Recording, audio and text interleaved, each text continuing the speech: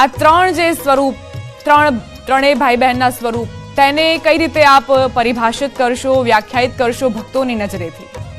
ભક્તોની નજરેથી જો કહેવામાં આવે તો ભગવાન જે જગન્નાથજી જે છે તેમના મોટા ભાઈ બલભદ્ર એટલે કે મોટા ભાઈ છે. મોટા ભાઈની જવાબદારી હોય છે કે પોતાના નાનાની જે છે રક્ષા કરવાની, અને માટે જ નગર યાત્રાએ જતા રથને જે પ્રથમ સ્થાન જે છે તે બલભદ્રજીને આપવામાં આવે છે, અને માટે જ તેમના રથને પણ તાલ ધ્વજ નામથી પણ આપણે જાણીએ છીએ. ભક્તોની દ્રષ્ટિએ જો જોવા જઈએ તો જ્યારે મોટા ભાઈ બલભદ્રના જો તમે દર્શન કરો છો તો તમારી એક માનસિક જે છે તે શાંતિની પ્રાપ્તિ થાય છે. કારણ કે જો જગન્નાથની જે રક્ષા કરતા હોય છે, જો તમે તેમની દર્શન કરો છો તો તમને પણ એક અલગ પ્રકારની ઉર્જાઓ તમને પ્રાપ્ત થાય છે.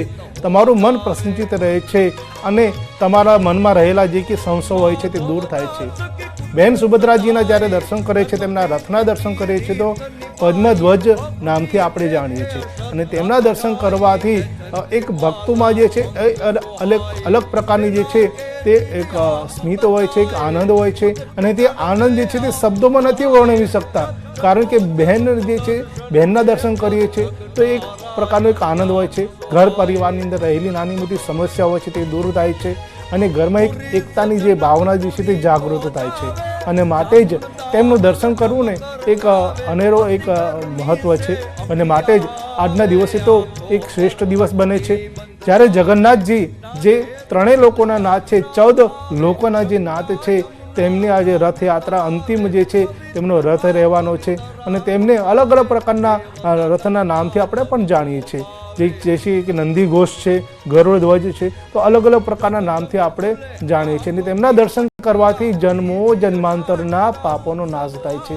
અને જ્યારે ભક્તોની દ્રષ્ટિ વિશે જો વાત કરીએ તો તેમના દ્રષ્ટિકોણથી વાત કરીએ તો આજનો દિવસ એમના માટે અનેરો છે. કારણ કે વારંવાર દર્શન કરવાથી, વારંવાર તેમના લાભ મેળવવાથી પણ એક પ્રકારનો જે સંતોષ હોય છે તે સંતોષાતો નથી.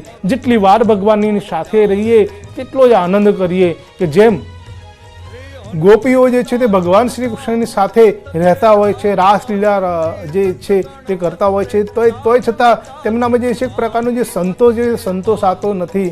જેમ દરેક પ્રકારના જે દેવતા હોય છે તે ગોવાળિયાના સ્વરૂપ લે છે, તેમના સખાના સ્વરૂપ લે છે, અને તેમની સાથે રાત દિવસ રહે છે, પરંતુ તેમની જે પ્રેમ જે મળે છે, તે હૂંફ જે મળે છે તે પણ સંતોષાતી નથી. કારણ કે જેટલું વધારે ભગવાનનો સાથ મળે તેટલા જ જન્માંતરના પાપોનો નષ્ટ થાય છે.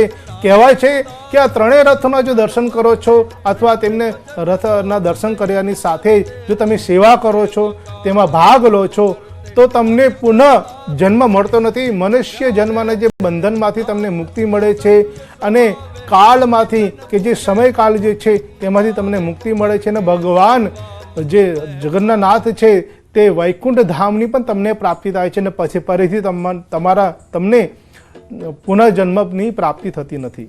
જી દીપેનભાઈ, મંગળા આરતીનો શું મહત્વ છે? દર વર્ષે આપણે જોતા આવ્યા છીએ કે ભક્તો ઉમટતા હોય છે, વહેલી સવારથી મોડી રાતથી જ પહોંચી જતા હોય છે કે તેઓ મંગળા આરતીના દર્શન કરી શકે. કારણ કે એવું કહેવાતું હોય છે કે મંગળા આરતીના દર્શન માત્રથી પાપોનો નાશ થાય છે. ગૃહમંત્રી અમિત શાહ જેઓ દર વર્ષે ભાગ લેતા હોય છે પોતાના પરિવારની સાથે, તો તેનું મહત્વ પણ જણાવજો.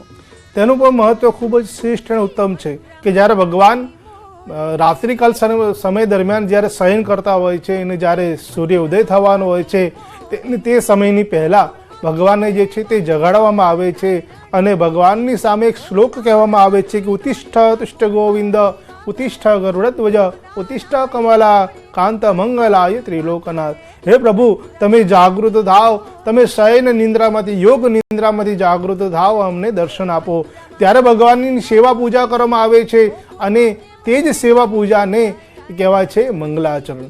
અને મંગલા આરતી એ કરવાથી જ દરેક પ્રકારનું મંગલ થાય છે.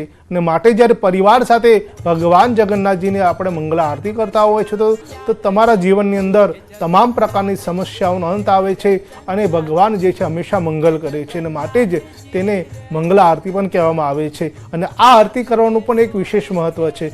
કારણ કે કહેવાય છે કે ભગવાન શ્રી કૃષ્ણના કોઈ પણ મંદિરની અંદર, કોઈ પણ ધામની અંદર જો તમે જશો ને, જેમ કે સોલા ભાગુ વિદ્યાપીઠ હોય કે જગન્નાથપુરી હોય કે શ્રીનાથ દ્વારા હોય કે દ્વારકાધીશના મંદિરની જો વાત કરીએ તો તેનું એક અલગ પ્રકારના શણગાર હોય છે.